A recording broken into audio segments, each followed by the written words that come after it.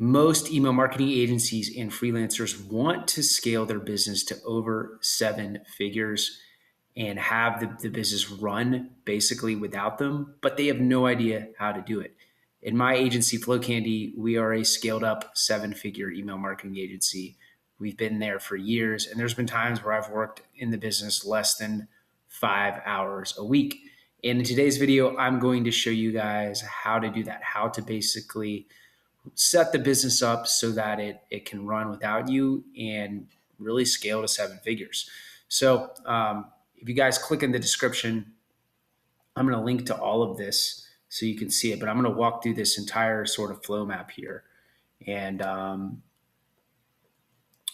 think it all starts with client delivery. There's basically 4 departments I think about when scaling these agencies.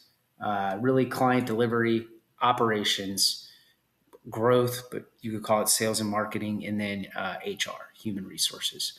And in my opinion, once you get to sort of like you're sort of pushing into 7 figures, and then once you're over 7 figures, it's really about more of an HR and sales and marketing business and scaling that out, and maybe some operational stuff. But most email marketing freelancers and agencies I talk to, they really get stuck on the client delivery and the operations side. So I'm going to show you sort of what, if you think about, if you look at this for each department, in the red, it's like what I see a lot of these email marketing agencies that are sort of under $30,000 a month are kind of doing. And then the ones that are sort of scaling and over the 7 figure mark, or sort of in that messy middle phase, like 30 to maybe $100,000 a month, like what they're kind of working on or stuck on or kind of like slowly getting progress on. Okay. And so it all starts with client delivery. Now, most agencies under $30,000 a month the owners are still in client delivery. Okay.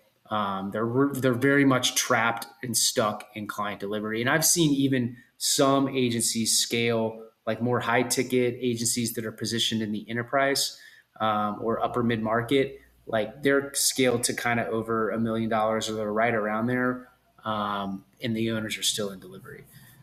So it's very common to see this. I was certainly trapped in delivery as an owner when I started. But if you really want to scale, in my opinion, like, and have the agency run without you, like, again, the purpose of this video and sort of what I teach my students is to scale, but also have the business run without you. You have to get out of delivery, or you have to have some sort of mechanism where you are only involved in delivery. Okay. And normally that's not the case. The owners are a lot of times involved in client delivery and basically everything else too. Another problem I see is inconsistent pricing and services across the client roster. A lot of the students I work with that are kind of around the 10K mark or 20K mark or even under 10K mark, every single client that they have has this like custom bespoke sort of package that they sold them on to try to get the deal done. And that's fine when you're just starting out to sort of get revenue. But if you really want to scale and get out of client delivery, you have to have sort of consistent and clear service offerings. And then the other thing is, like, there is no like SOPs and checklists for all the various services that you have. Again, because you have custom and bespoke packages for everything, you don't have clear SOPs for all those services. And these businesses that are kind of at scale, these email marketing agencies, an agency like FlowCandy, for example, okay, it's team-led delivery. It's not client-led delivery. I haven't been involved in client delivery in years. And honestly, at this point, like, there's people on my team that are way better at client delivery than I am at this point. Certainly I was competent and pretty good at it early on, but now we have dedicated people doing it, and it's their only job. And so they're really able to go deep with the client. So they're much better at it than me. There's also some workflows around how healthy is the client. Like, because they're allowed to go deep on the client, there's workflows around pulsing each week on client health, client retention. It's not just all about doing the client's work. It's like we're actually thinking about the client's account, and we have some time to do deep work on that. Also, the service offerings are very clear. The pricing is consistent. It's also profitable without the owner involved. That's another key thing that I think a lot of people don't do. These businesses that are under 30K, 10K, in my opinion, they're operating on very slim margins, and there's not enough margin there to basically remove the owner, to go out and find a project manager and account manager. So that's another common problem I see. And then there's just like very clear delivery workflows around SOPs, checklists, daily stand-ups, daily tactical calls, stuff like that. And guys, if you like this video, but maybe you're like, well, I'm kind of in the 10K range, the 30K range, I'm going to link in the description another video I did on how to go from $0 to $30,000 a month, which goes a little bit more in depth into some of the things you got to get done. You got to get done early on when you're first starting out. So I'll link that in the description if you want to learn how to get to 30K. Moving on, and again, this is where most businesses get trapped. It's client delivery. But then I think, and some people bucket this together. We separate it at my agency, FlowCandy. But then you have operations. Think of operations as like the back office of the business, like all the things that are going on behind the scenes that aren't necessarily growth related, aren't necessarily client related. It's like just the day-to-day blocking and tackling you need to do that any business needs to do. And again, most of these agencies that are doing under $30,000 a month, the owner's just doing it all, and he or she is normally there's no clear process or structure to do it. They're just doing it whenever there's like a fire, an operational fire that comes up. Okay, so there's normally no planning or vision going on.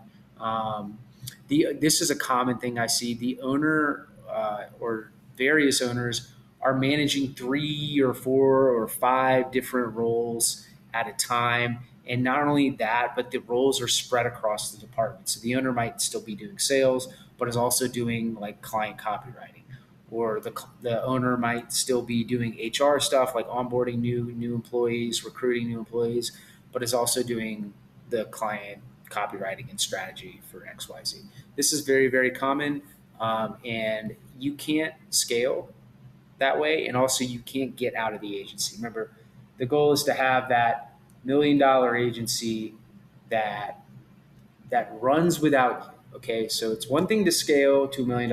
It's another thing to scale to $1 million with the agencies basically running like clockwork without you involved. Okay.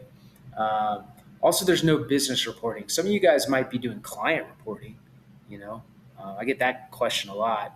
Like, hey, what's the template you use for your clients reporting? And this is the common question for agencies under 10K, 15K, 20K a month. Hey, I need to do client reporting. A client is asking about a report, but there's no reporting on your business. Okay, like what is the reporting? What are the KPIs for your business? Again, like I asked that question sometimes to some of my students, and they're like, I've never thought about it. Businesses at scale, a business like FlowCandy, for example, we have like multiple dashboards. Okay, and people are working on it every week, and then also a lot of times I'll see some agencies at this level that are under 30K that have no SOPs, or they'll have some SOPs and checklists, but they're very scattered. They're very incomplete. Nobody is really following the SOPs. It's like the owner just created them and they're like buried in some folder, and there's just broken links everywhere. So it's like there's two things. You need to like go through an SOP, or if you don't know what an SOP is, a standard operating procedure. You need to come up with SOPs and checklists for every single sort of workflow in your business. But then you also need to make sure they're followed and that they're high quality. And so that's kind of like two projects there.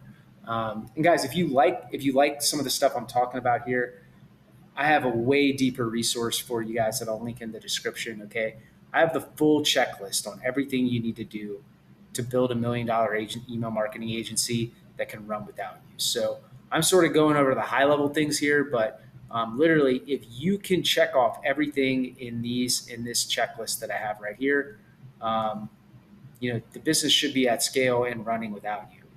a lot easier said than done, but if you want to go deeper, I would suggest downloading this resource. I'll put it in the description. This is the checklist I sort of go through with some of my students, and sort of whenever I'm stuck in my agency, I'll pull it up and be like, okay, like what's going on, where are we at?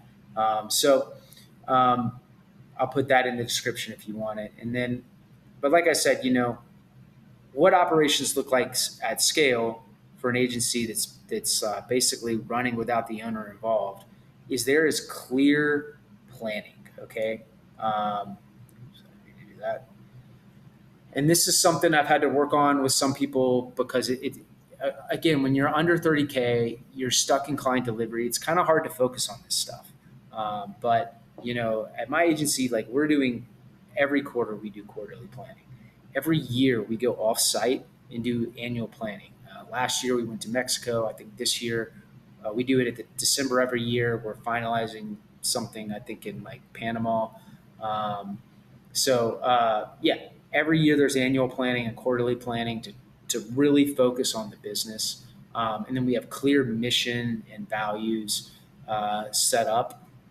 So it's like this sort of high level objective of what we're doing.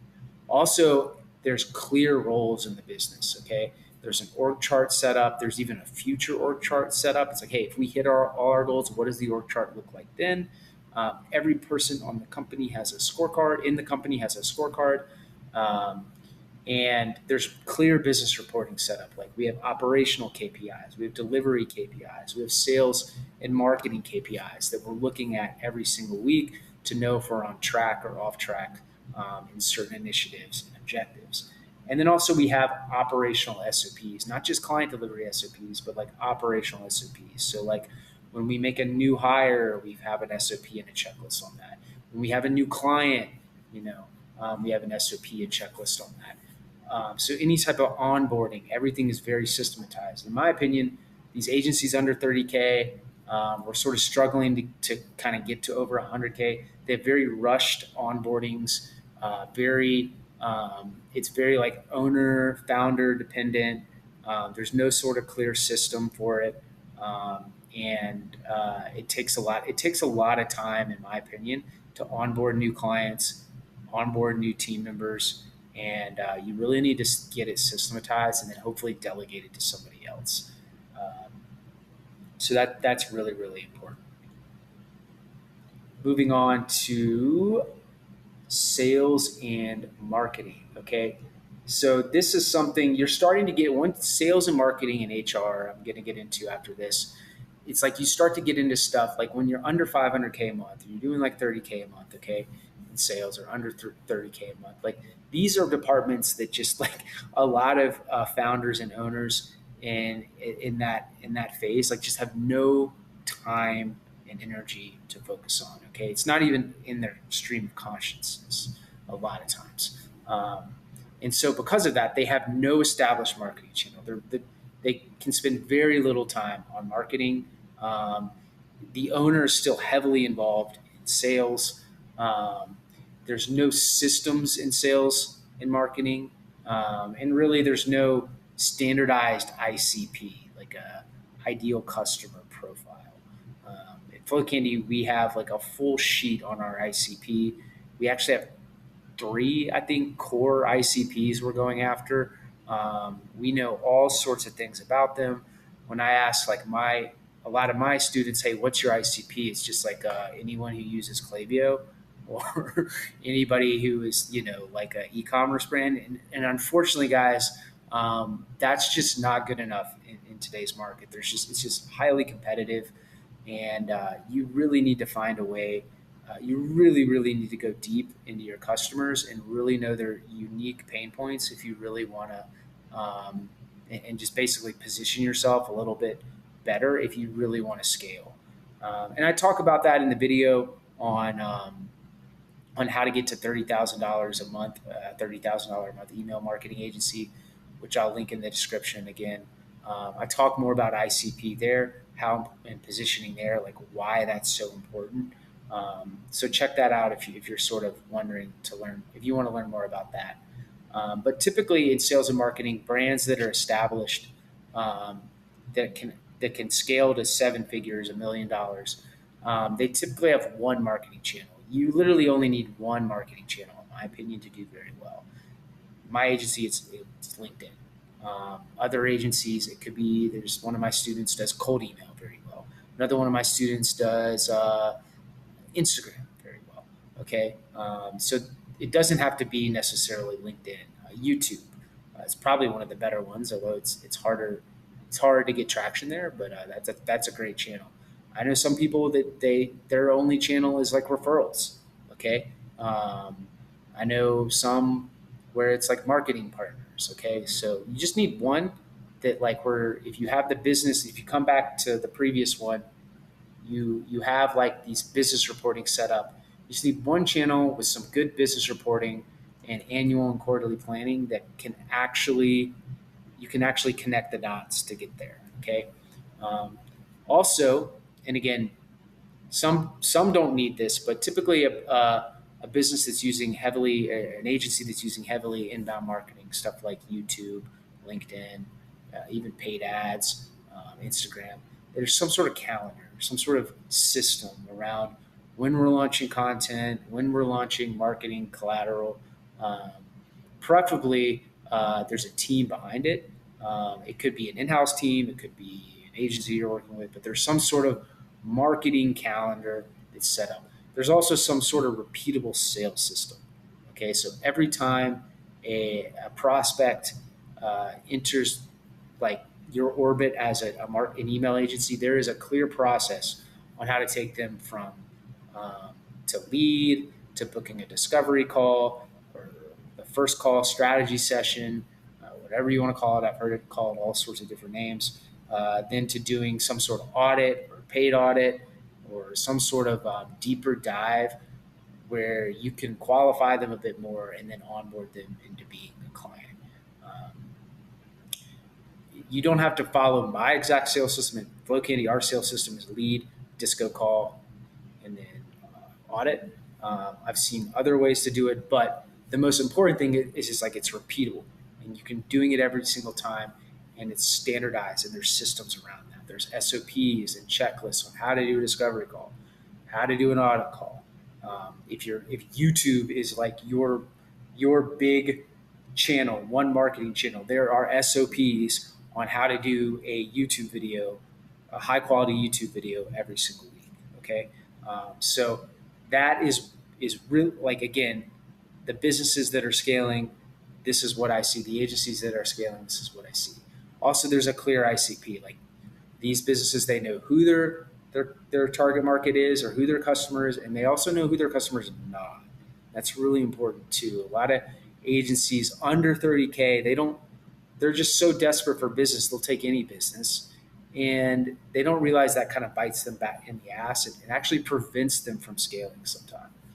And then also there's like really some sort of operating system, I guess I would call it, that's set up in sales and marketing. So people in sales and marketing, they have scorecards. There's clear roles. They're on the org chart. They're doing weekly or daily stand-ups, sometimes weekly tactical calls, even doing like there's reporting metrics that have been established within sales and marketing, and you're pulsing on that every week. This is what, like, again, if you want to build a $1 million email marketing agency, especially one that runs without you, where you're not having to do this as the owner, you need to set all this up.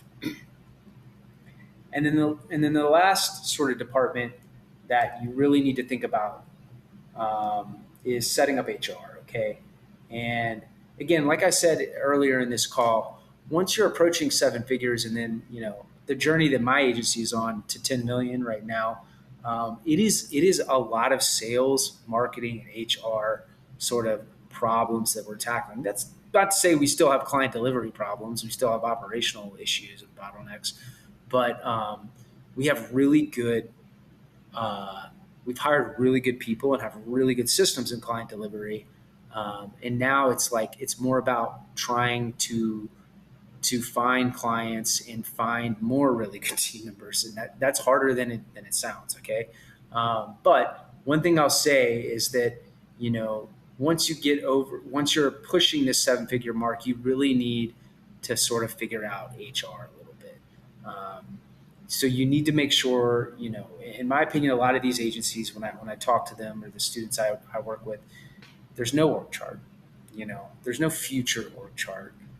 So we have to spend time doing that. A lot of times when we do the org chart, we realize, again, we come back and we realize the owner is still doing like 4 different roles across different departments. Okay. It's really key if you want to build an agency that runs without you. If you're the owner and you're watching this video, you need to make sure the org chart does not have you on it. Okay. And in my agency, FlowCandy, I've ebb and flow. Like sometimes I'm on the org chart, sometimes I'm not. Earlier this year, I was not. I didn't, and I was in Bali for 2 months. There's been times where I want to get more involved. So right now I have like a role or two. So I'm not saying you have to totally exit the org chart, but I think what you need to do at a minimum, I think if you want to scale, is you need to at least have a role on the org chart where you're just in one department. Like right now, I'm mostly in our growth department. I'm not in our delivery department. I'm not in our operations department. I'm not in our HR department. I am in our growth department, and that's the only department I am in.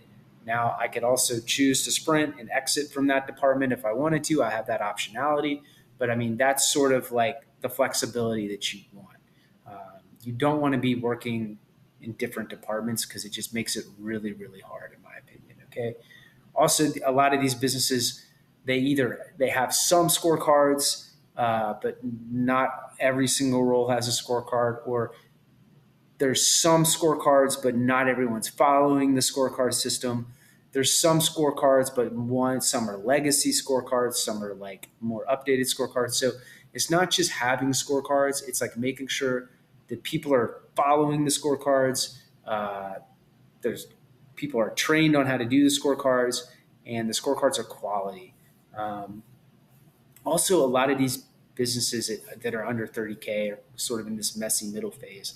They don't have like one recruiting channel they can tap into. FlowCandy, we have a couple, but you just need one where you can find like really good roles.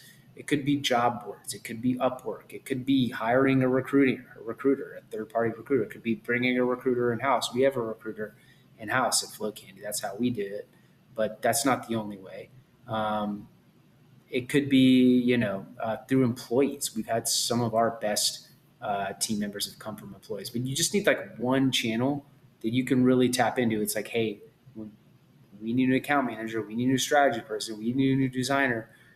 We can tap into that channel just like a marketing channel, and go find that talent and get it sort of filled in fast. Also, there's no HR KPIs established. So KPIs like how many candidates you have in your pipeline, how long it takes for you to hire a candidate, from starting the search to onboarding, um, even HR KPIs like labor efficiency ratio, employee NPS score.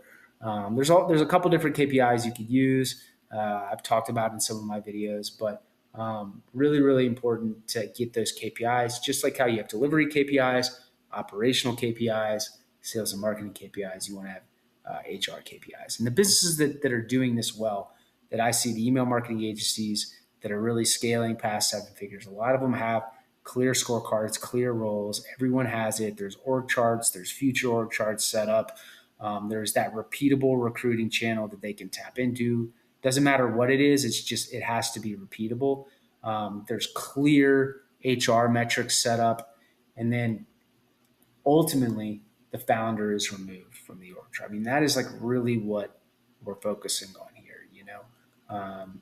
If you really want to build, you can build $1 million agency, but to build one that runs without you, you need to have those HR systems set up and have the founder removed from the org chart.